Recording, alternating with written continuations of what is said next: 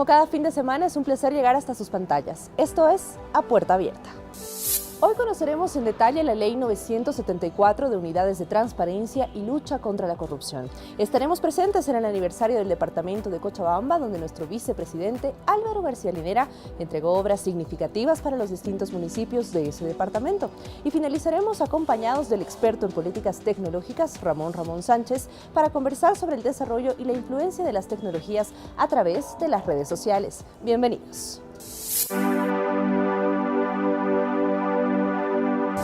La transparencia en los procesos administrativos y laborales de las instituciones debe estar en constante seguimiento por parte del Estado y del control social. Ley de Unidades de Transparencia y Lucha contra la Corrupción. Hasta antes del presidente Evo, no existía ninguna política clara de transparencia y lucha contra la corrupción, y más bien el saqueo generalizado que existía de recursos naturales, que esto se sobreentendía que pasaba a ocultas del pueblo boliviano y donde habían grandes negociados. Las privatizaciones fueron parte de esto en el pasado reciente y, por ejemplo, las capitalizaciones, que fueron realmente un gran cuento del tío, habían dejado en el pueblo boliviano un sabor a que el gobierno, todo el gobierno neoliberal del Estado, estaba todo hundido en la corrupción. En el pasado los ministros, prefectos, agentes diplomáticos se iban a juicio de responsabilidades. Hoy en día hay un principio de igualdad de todos ante la ley y todos respondemos por nuestros actos en igualdad de condiciones que cualquier ciudadano. Y cuando una autoridad, sea grande, sea pequeña, es denunciada de corrupción y hay indicios de corrupción, se procede en igualdad de condiciones como con cualquier otra persona. Esa es la característica de este gobierno. De esta manera, nuestro hermano vicepresidente del Estado promulga la Ley 974, Ley de Unidades de Transparencia y Lucha contra la Corrupción. No vamos a aceptar, no vamos a permitir que un compañero, a riesgo de compañero, de amigo, de militante, de compadre, de cercano, use y toque el bolsillo del pueblo. No lo vamos a permitir. La consigna es: enfrentemos por todos los medios la corrupción, enfrentemos por todos los mecanismos la corrupción. Es una batalla que la estamos enfrentando con audacia, con entereza, y la seguiremos enfrentando con más audacia y con más entereza. La ley tiene por objeto regular el funcionamiento de las unidades de transparencia y lucha contra la corrupción en el Estado Plurinacional de Bolivia y su coordinación con el Ministerio de Justicia y Transparencia Institucional. Se aplica a todas las entidades y empresas públicas y en toda entidad en las que el Estado tenga participación accionaria. Nuestro gobierno entiende que la administración pública debe estar guiada por la ética y eso supone garantizar transparencia a todo nivel.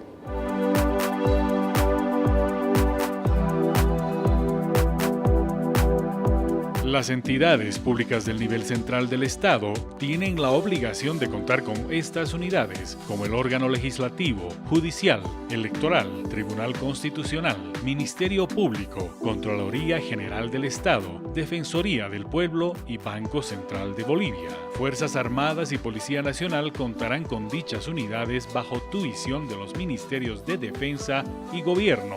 Las empresas públicas tendrán sus unidades de acuerdo a su propia estructura, pero bajo la tuición del Ministerio del Área.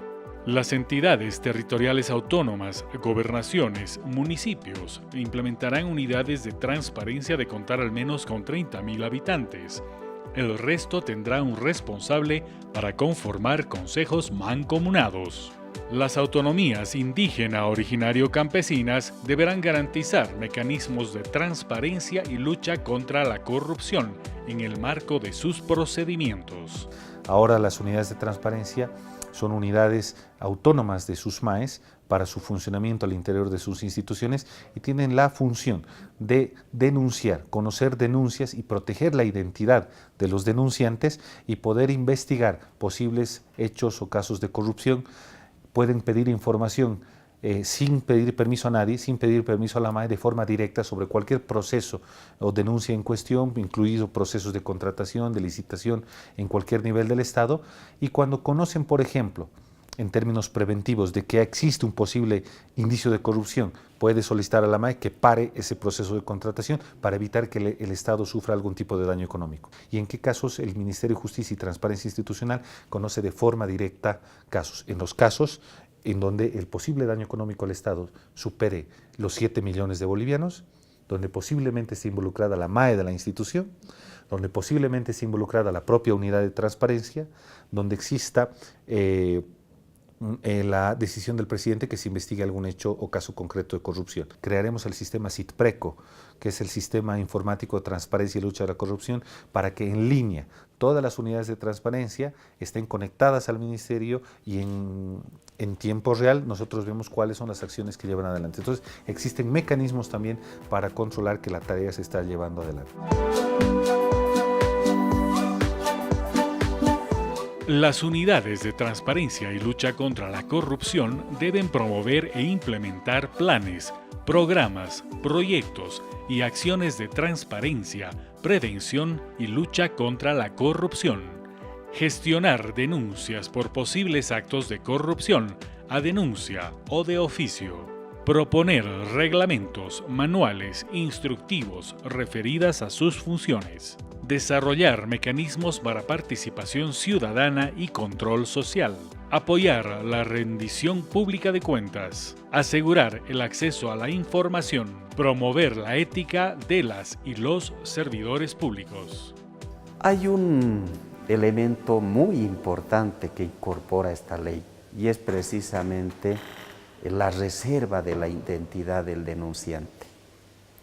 Eso le va a dar la garantía al ciudadano, la seguridad para poder denunciar cualquier situación de corrupción que pudiera presentarse.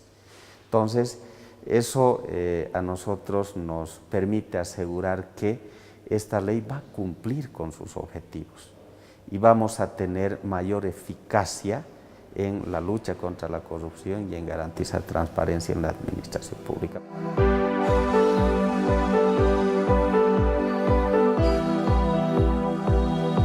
Esta cultura de la no transparencia, esta cultura de la corrupción tiene que erradicarse. Por eso es que no solo las unidades de transparencia tienen la misión de la lucha contra las denuncias, sino tienen que cada vez mejorar. Nosotros desde el Viceministerio de Transparencia impulsaremos los mecanismos para transparentar toda la información, introducir cada vez mayores tecnologías a la función pública para eliminar las brechas burocráticas, que finalmente es en la burocracia donde se dan mecanismos de los pequeños cobros para hacer que funcione la maquinaria burocrática. Implementando tecnología, plataformas de información, mecanismos inteligentes, vamos a ir eliminando, y la sociedad aquí tiene una gran responsabilidad, es apoyar en tener una función pública más transparente, más coherente, y denunciar, que es su obligación. No seamos cómplices de posibles actos o hechos de corrupción.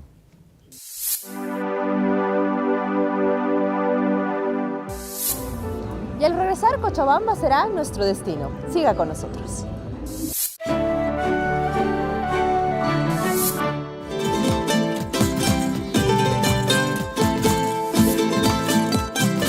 Cochabamba, Bolivia, con más de 1.200.000 habitantes.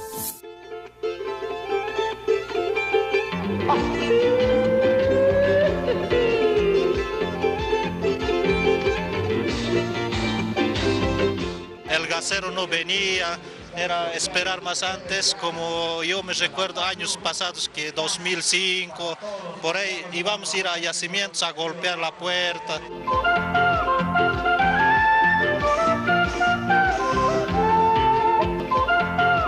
El 2005 habían 40.000 instalaciones de gas domiciliario a nivel nacional, pero esos 40.000 fueron instaladas por una empresa privada. Si ustedes querían tener instalación de gas, tenían que pagar $600. Ahora, al 2017, en el país hay 700.000 instalaciones de gas domiciliario. Y los vecinos no pagan nada.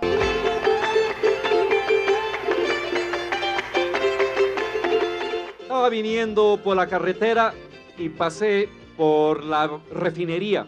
Y me acordé que esa refinería, hace 10 años atrás, tenía la bandera de Brasil. Pertenecía a Petrobras. El año 2006, 2007, con el presidente Evo, recuperamos esa refinería. Y en vez de la bandera brasilera, hoy hay la bandera boliviana. Y con la ganancia de un solo año, hemos pagado el costo de esa refinería. Quiere decir que desde entonces para acá, todo lo que genera esa refinería es ganancia para Bolivia. Y es con esa plata que hoy estamos haciendo redes de gas, con esa plata que hacemos Juancito Pinto, con esa plata que hacemos Renta Dignidad, con esa plata que hacemos Bono Juana Zurduy, con esa plata que hacemos colegios, escuelas y todo lo que estamos viendo. Estas obras que se han hecho y que aquí están beneficiando a casi 2.700 instalaciones solo en USPA, van a beneficiar casi a 14.000 habitantes. Es decir, 14.000 habitantes ya no van a tener que cosetear con sus gazafas. Ay, es lo máximo, tanto que subimos los lugares más alejados. Yo le doy gracias a Evo que no se haya olvidado de nosotros, que vivimos en lugares tan lejanos que necesitamos.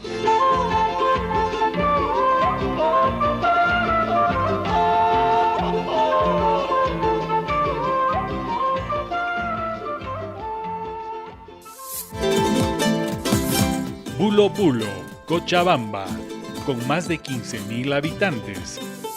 Se encuentra a 290 kilómetros de la ciudad capital, aproximadamente a 6 horas de viaje.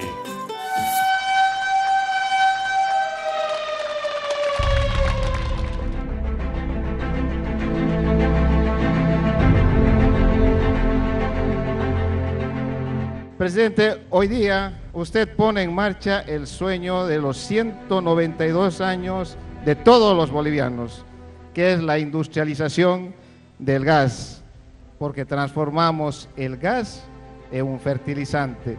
Es el valor agregado, es la industrialización y es la petroquímica. Bolivia y Perú son dos pueblos hermanos. Somos dos pueblos que tienen ingentes recursos naturales, pero que los extraemos y los exportamos como materia prima y luego los compramos como productos elaborados pagando un enorme precio. Creo que si queremos ser un país desarrollado, tenemos que hacer el esfuerzo de darle a nuestras materias primas el valor agregado. Y eso es lo que se está haciendo el día de hoy en Bulo Bulo, en Cochabamba, en Bolivia. Nos hemos propuesto cambiar Bolivia. De aquí a 20, 30, 40 años van a recordar cómo estamos inaugurando nuestra primera planta petroquímica desde Cochabamba para Bolivia. Y no solamente para Bolivia, sino también compartir lo poco que tenemos con otros países. ¿Qué significa esta planta? Esta planta significa la ampliación de 2.5 millones de hectáreas que tenemos de cultivo. Vamos a pasar a 17 millones de hectáreas. Vamos a incrementar la productividad hasta de un 42%.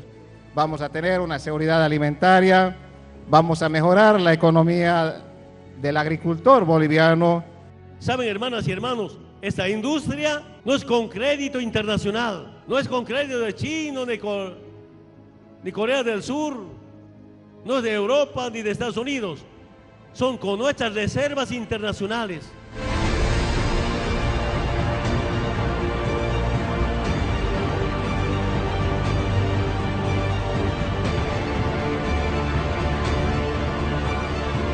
Definitivamente, cuando uno entra al interior de la planta, da la impresión que está en otro país muy desarrollado. Algunos derraman lágrimas viendo esto. ¿Cómo es posible? En más de 180 años no pudieron, hermanos, hermanas, emplazar ni una industria en ningún departamento de Bolivia. Ya nunca vamos a importar fertilizantes, más bien vamos a exportar fertilizantes, hermanas y hermanos. Entonces, instruyo a iniciar la operación de nuestra planta de urea aquí en Bulo Bulo. ¡Que viva Bolivia digna y soberana! Ahí está el inicio de operación. ¡Que viva nuestro proceso de cambio! Muchas gracias. Queda inaugurado nuestra planta de urea, Cochabamba, Bolubulo, en Bolivia. Muchas gracias. Al Paso, Cochabamba, con más de 20.000 habitantes. Se encuentra a 20 kilómetros de la ciudad capital, aproximadamente a 45 minutos de viaje.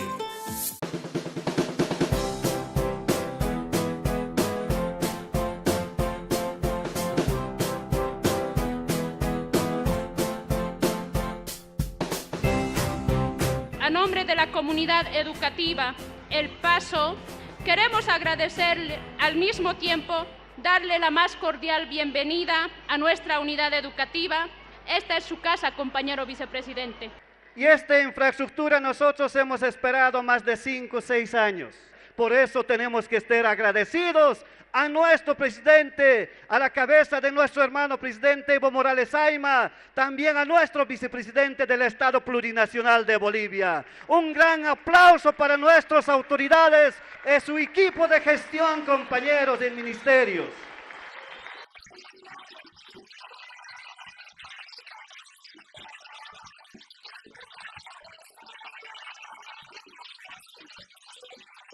Nosotros anhelábamos desde pequeños, yo como siempre desde kinder he anhelado, porque siempre veía a mis compañeros decir, ¿cuándo vamos a tener una infraestructura así tan grande para salir bachilleres técnicos humanísticos? Y ahora nos ha cumplido el sueño. Muchas gracias por todo lo que hace.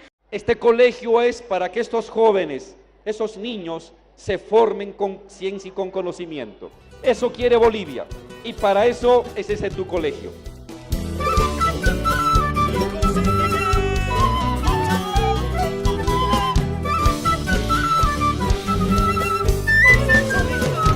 Este hermoso colegio tiene lo siguiente: planta baja, bloque A, sala múltiple, 3 aulas, una batería de baños, anfiteatro para primer y segundo piso, 3 aulas en cada piso. Bloque B, área administrativa, direcciones, 2 secretarías, 3 aulas, se encuentra una biblioteca y 3 aulas.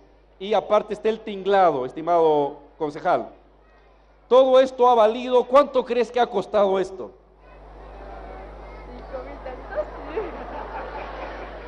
Ha valido 4.700.000 bolivianos.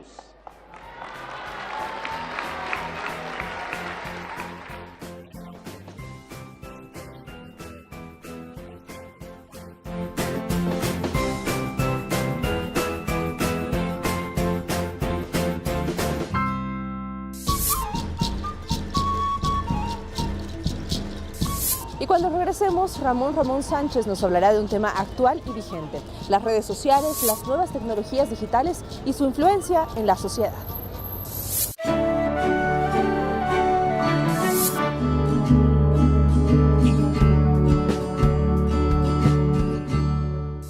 Hoy con nosotros en La Puerta Abierta, Ramón Sánchez, él es especialista en políticas tecnológicas y comunicación. Ramón, muchísimas gracias, bienvenido a Bolivia y a Puerta Abierta.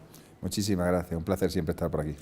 Ramón, me gustaría que partamos por la definición de lo que es una tecnopolítica en sí.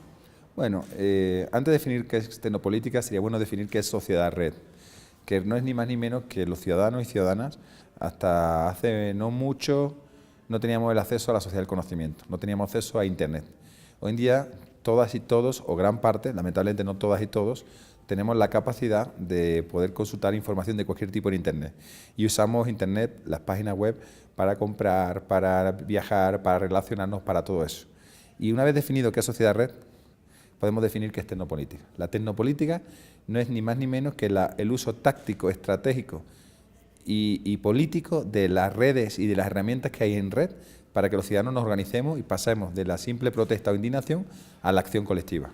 Es importante que dentro de esto hablemos sobre la soberanía tecnológica y el acceso del que tú bien hablabas que tenemos en las redes sociales. En el caso de Bolivia se está implementando el software libre y además tenemos acceso ilimitado a todo tipo de redes sociales. ¿Qué tan importante es que nosotros podamos tener el cuidado a la hora de utilizarlas? Bueno, interesante la pregunta y sobre todo compleja porque hablamos de muchos conceptos. El primero es el acceso libre a Internet. Eso significa como muchos y muchas defendemos, la neutralidad de la red. Esto significa que no haya ningún proveedor, que no haya ninguna empresa, ninguna transnacional que esté filtrando qué sí puede consultar a los ciudadanos y qué no pueden consultar a los ciudadanos. Más en un país como Bolivia, que se está fomentando esa libertad, tenemos que cuidar mucho de que no exista unos intereses de unas transnacionales que se impongan por encima de la ciudadanía. Por otro lado, ¿qué es la soberanía tecnológica? No es ni más ni menos que sean los representantes elegidos democráticamente por el pueblo, en este caso la Asamblea y el Gobierno, los que tengan el control de la tecnología y no que sean las transnacionales, como siempre ocurre cuando usamos programas, software, tecnología que se hace en el norte y que no sabemos cómo funciona. La soberanía tecnológica es tener el control de la tecnología que hoy en día es tan importante. Ninguna de nosotras concebimos la vida sin el uso de la tecnología. Por lo tanto, esa tecnología tiene que estar a favor de la sociedad y no podemos seguir consumiendo lo que se produce en otros sitios. Tenemos que ser dueños y productores de tecnología propia, tecnología boliviana. Y en ese caso, yo creo que el Gobierno de Bolivia desde hace muchos años, desde que se impulsó primero la Ley 164 y luego el Decreto Supremo, ha apostado firmemente por el software libre, por la tecnología que se produce de forma colaborativa en todo el mundo, pero que no tiene ningún tipo de barrera, que cualquiera puede acercarse a ella y usarla. Las redes sociales pueden ser una fuente de información, pero también de desinformación o de tergiversación de muchas de las cosas que uno publica. A la hora de nosotros consumir, ya sea para obtener información o para darla a conocer, ¿qué tan importante es que sepamos manejar cierto tipo de información, discernir qué es lo real, qué es lo inventado? Hoy en día vivimos algo que se llama la infoxicación. Hay tanta información que es muy difícil separar lo bueno de lo malo. Y en ese sentido es básico siempre acudir a la fuente de la información. ¿Quién me está mandando este mensaje? ¿Quién está contando una mentira o una verdad? Lo primero es ver de dónde viene esa fuente. Segundo, cotejarlo y ver otras informaciones a ver si esa, lo que denominamos las fake news, ¿no? Es decir, las noticias falsas son falsas o realmente es cierto. Entonces, las redes sociales, que al fin y al cabo son herramientas, nos pueden permitir acceder a un maravilloso mundo del conocimiento, nos permiten relacionarnos con todas y todos, rompen barreras, pero también nos pueden generar conflictos porque no toda la información es correcta. ¿Cuál es el papel que deberían jugar las redes sociales dentro de los procesos gubernamentales? Mira, la propia Asamblea General de las Naciones Unidas ya reconoce Internet, el acceso a Internet, como un derecho humano que hay que proteger. Es más, incide en que es en momentos de especial atención cuando se debe garantizar aún más ese acceso al derecho a la información, ese acceso a Internet. Por lo tanto, es vital poder acceder a Internet, es vital que los ciudadanos usen esa sociedad del conocimiento para informarse, para relacionarse o incluso para trabajar. El gran problema que surge es cuando hay muchos intereses ocultos, algunas veces políticos y muchas veces mercantiles, que distraen el verdadero objetivo de la comunicación o de las redes sociodigitales. Ocurre que hay ya bastantes estudios que nos dicen que cada día más son los ciudadanos los que están accediendo a las redes sociales, especialmente a Twitter, cuando se trata de política, para informarse e incluso tomar la decisión de voto. ¿Las redes sociales pueden desestabilizar gobiernos realmente? Pues si no son bien atendidas, sí. Si una noticia que no sea correcta o incluso falsa se da como real y se incrementa su impacto y al final los propios medios de comunicación le dan repercusión, es posible que se pueda desestabilizar un gobierno. Mira, yo siempre digo que las redes sociales no ganan campañas, sí pueden hacerlas perder, y que sobre todo las redes sociales lamentablemente no están universalizadas, es decir, no toda la población, no el 100% de los bolivianos, por ejemplo, y bolivianas tienen acceso a Internet o a las redes sociales, pero sí que las redes sociales tienen la capacidad de que si tu mensaje es importante, llegue a un público mayoritario. Que si tu mensaje, tu propuesta tiene interés, puede incluso incidir en la agenda informativa de los medios de comunicación tradicionales. ¿Qué está pasando con la evolución de las redes? Cada vez vemos que existen nuevas plataformas, nuevos ámbitos. Los jóvenes quizás que antes utilizaban Facebook, ahora ya optan por otras herramientas. ¿Cómo ir controlando la evolución de estas o ir siendo parte o entendiendo? Porque cada una tiene su propia complejidad y sus características. Lo primero es lo que tú acabas de decir, entender que cada red tiene su complejidad, su característica y su objetivo. Está evolucionando, por supuesto, es más, Internet es la revolución tecnológica que más rápidamente ha revolucionado la vida diaria de los ciudadanos y ciudadanas. Insisto, sobre todo en las ciudades. Hoy en día nadie concibe su vida sin Internet. Los smartphones, los celulares nos permiten hacer desde la reserva de un billete de avión o de autobús a poder relacionarnos, incluso a encontrar pareja. Las redes están evolucionando, hay tecnologías que desaparecen, otras que aparecen. Hay redes sociales que lamentablemente han perdido todo su poder. En su momento me acuerdo, por ejemplo, de herramientas como las redes sociales, una de las más potentes, de hecho en el país vecino Brasil era la más usada, que era Orkut, y que se ha abandonado.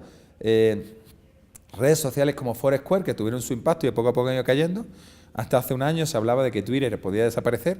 Llegó Trump y con sus tuitazos ha hecho que se recupere el interés por el Twitter. Bueno, el propio presidente de Bolivia usa Twitter para comunicarse y lo maneja con bastante asiduidad y generando mucha información. Por lo tanto, son diferentes herramientas, cada una para un fin. Yo creo que Twitter es el espacio deliberativo político por excelencia, Facebook la acumulación, donde estamos todas y todos, pero que no nos gusta sobre todo que nos hablen en Facebook de política. ¿Tú crees, y desde un punto de vista muy personal, en base a todo lo que hablábamos de tu experiencia, que debería existir una regulación en cuanto a las redes sociales para el flujo de información y las consecuencias que pueden traer? Las redes sociales siempre son expulsados de la propia red. La red se autorregula. Y si además, digo red como reunión de personas, no como el uso de una u otra tecnología. Entonces, cuando se intenta censurar, cuando se intenta regular en exceso la red, la propia red se autorregula y si bloqueas por aquí, yo salgo por aquí. Lo han intentado gobiernos con dictaduras y algunas muy potentes y nunca ha funcionado. Lo que ocurre es que tampoco es permisible que todo en la red sea viable. Tanto el tema del anonimato como el tema de fechorías o de incluso de ataques contra la dignidad de las personas. Pero igual que no podemos ir por la calle golpeando a las personas o insultándolas, y existen leyes que regulan todo eso, esas mismas leyes deberían aplicarse en el ámbito virtual, pero no sobreregular y mucho menos controlar las redes.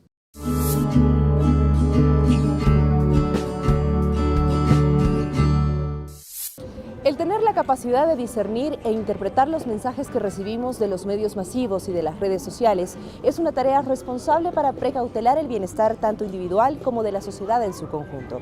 Recuerde que puede seguirnos a través de nuestras redes sociales y que cada semana tenemos una nueva cita en A Puerta Abierta.